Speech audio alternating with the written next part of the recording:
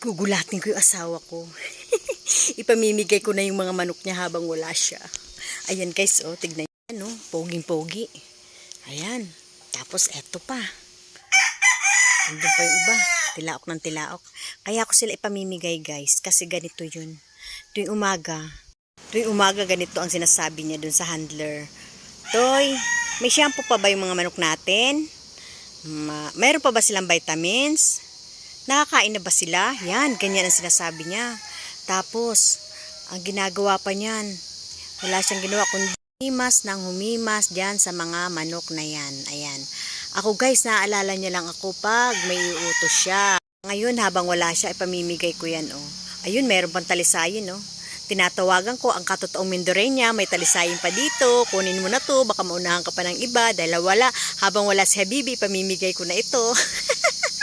Magugulat yun siya, pagdating niya, wala na tong mga to. Kasi ako, hindi niya ako natatanong guys kung may shampoo pa ba ako, kung may vitamins pa ba ako, o kung kumain na ba ako.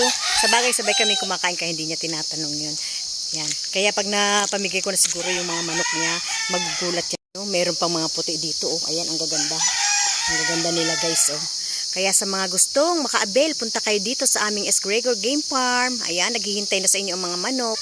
Habang wala si Habibi, punta kayo dito at ipamimigay ko na ang kanyang mga manok na ito para magulat siya. Diba? So, ayun guys, nakita nyo naman, no?